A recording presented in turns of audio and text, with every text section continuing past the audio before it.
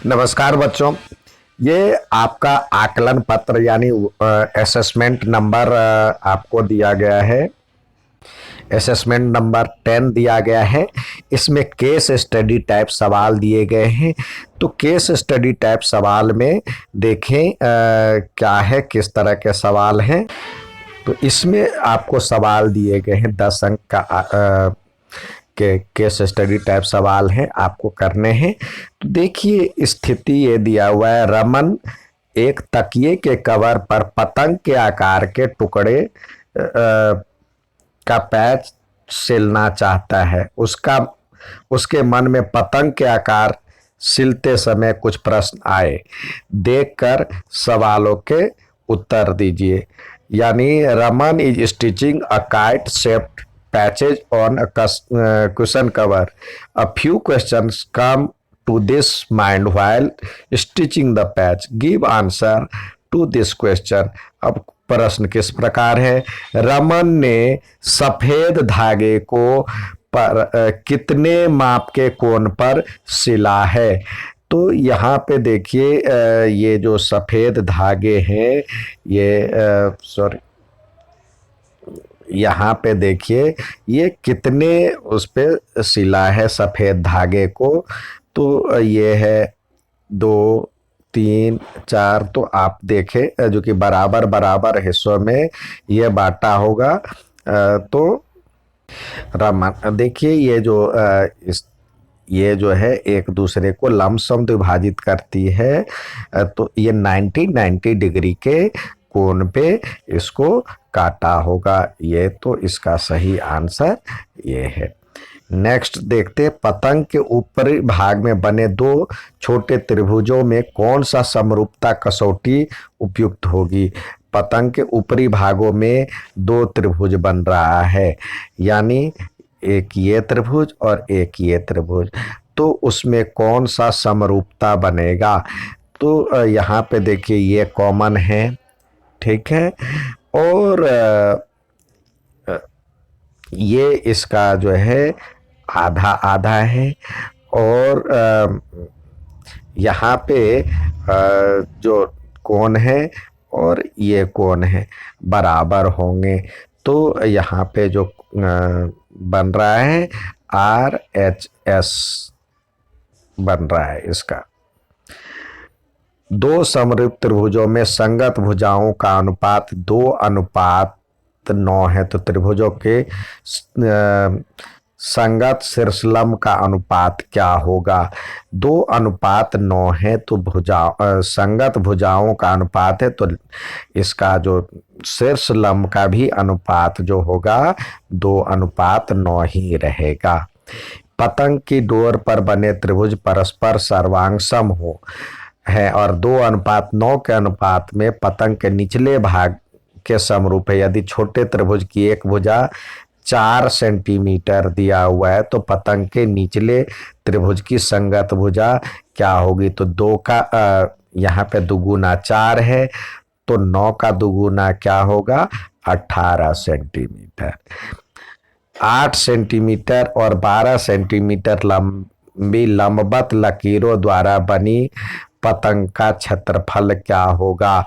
तो ये देखिए ये D1 इंटू D2 कर देंगे, ये D1 इंटू D2 कर देंगे। तो क्या होता है क्षेत्रफल यदि करते हैं तो हमारा हो जाएगा 1/2। D1 12 है और D2 8 है। तो इसको यदि करेंगे तो ये हो जाए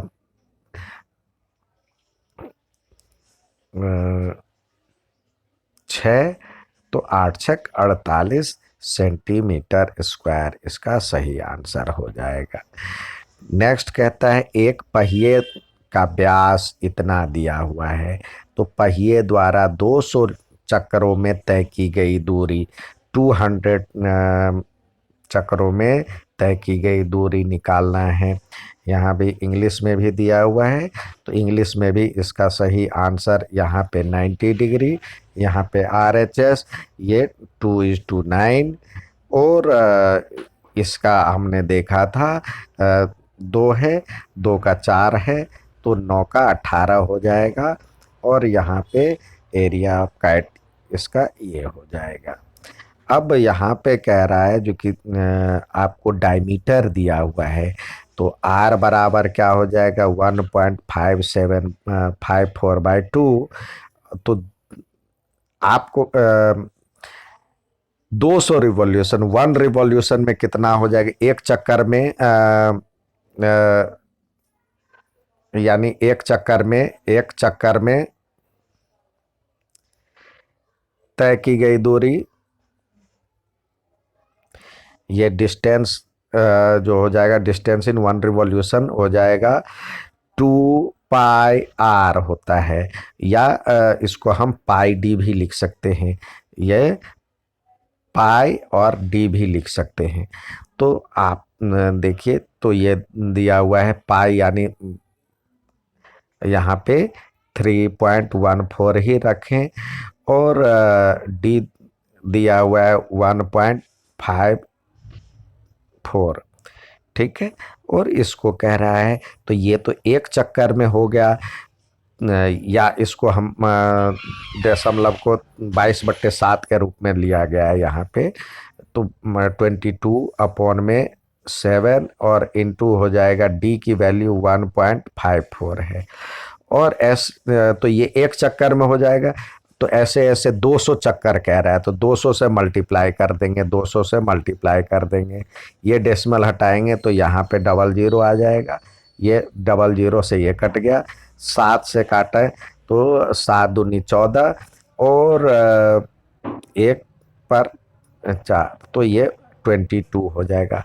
22 को 22 से मल्टीप्लाई करें और 2 से करेंगे तो ये हो जाएगा, 22 को 22 से करेंगे 484, 2 से करेंगे तो 4 दूनी 8, 8 दूनी 16 और 4 दूनी 8 और 1 9, 968 हो जाएगा, 968 मीटर। तो नेक्स्ट सवाल देखते हैं। इस तरह से इसका आंसर आ गया 968। अब नेक्स्ट सवाल में देखते हैं क्या है। एक घटना घटित होने की प्रायिकता, घटने की प्रायिकता आपको 3/7 दिया हुआ है, तो न घटने की प्रायिकता कुल में से 3/7 घटा लेंगे तो ये हो जाएगा 4/7, यानी 1/1 हो जाएगा ना, ये तो 4/7 इसका सही आंसर ये है, ठीक है। यानी इसमें हम सही आंसर यदि लगाना चाहें तो इसमें नॉट हैपनिंग का होगा 4/7। इसी प्रकार अगला दिया हुआ द्विघात बहुपद जिसके शून्यकों का योग ये और शून्यकों का गुणनफल ये होता है, दिया हुआ है, तो शून्यकों का योग और शून्यकों का गुणनफल दिया हो, तो सम ऑफ जीरोज और प्रोडक्ट ऑफ जीरो, तो फॉर्मूला क्या होता है x² माइनस शून्यकों का योग, तो शून्यकों का योग दिया हुआ -3 और x प्लस शून्यकों का गुणनफल, तो शून्यकों का गुणनफल यहाँ पे दिया हुआ -10, तो -10, तो इसको सही करेंगे तो ये हो जाएगा x² प्लस 3x माइनस 10। तो ये आपको कौन सा सही लगता है, 3x² प्लस 3x माइनस 10, यानी ये। तो इसका पहले का इसका आंसर हो गया यहाँ पे ये। नेक्स्ट सवाल दिया हुआ है HCF ऑफ को प्राइम नंबर्स इज ऑलवेज, को प्राइम आप परस्पर सह अभाज्य कहते हैं उसको, परस्पर सह अभाज्य संख्या, तो उसका जो होता है हमेशा इन संख्याओं में जो महत्तम होता है, इन संख्याओं में जो सबसे छोटी होता है, महत्तम समावर्तक इनका 1 होता है हमेशा, महत्तम समावर्तक HCF को प्राइम नंबर का 1 होता है। यहाँ पे दिया हुआ है 5x बराबर में साइन थीटा, तो देखिए आपको टेन थीटा के रूप में लिखना है और ये बराबर में है टेन थीटा, तो आप इसको लिखना चाहें तो अलग तरीके से लिख सकते हैं। यहाँ पे देखिए दिया हुआ है, इसको सॉल्व करेंगे तो ये हो जाएगा 5x² माइनस 5/x²। तो ये क्या है, 5x किसका है, सेक थीटा का है। तो ये लिखे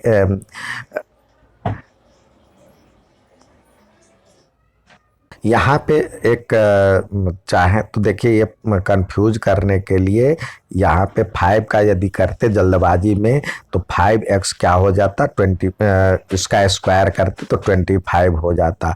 तो आप या तो 25 इसको बना लें तो 5 से डिवाइड करेंगे, इसको भी 25 कर ले तो 5 से डिवाइड करेंगे, तो ये क्या हो जाएगा 25 मतलब 1/5 इधर आ जाएगा, 1/5 और 25x² माइनस 25/x²।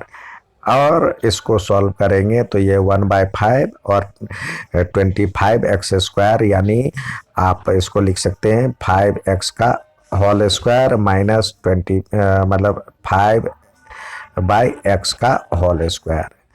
तो ये आपको दिया हुआ है, यहाँ पे दिया हुआ है 1/5 और ये दिया हुआ है 10 sec² थीटा। तो यहाँ पे लिखे ये हो जाएगा sec² थीटा माइनस 10² थीटा। और ये जानते हैं sec² theta minus 10² theta equal to 1 होता है। तो ये हो जाएगा 1/5 इसका आंसर। और दूसरे तरीके से भी बन सकते हैं, तो ये 1/5 आ गया। दूसरे तरीके से भी देखिए, यहाँ पे यदि आप लेना चाहें सेक थीटा आपको दिया हुआ है, तो यहाँ पे देखिए या tan थीटा के रूप में ही दिया हुआ है। तो आप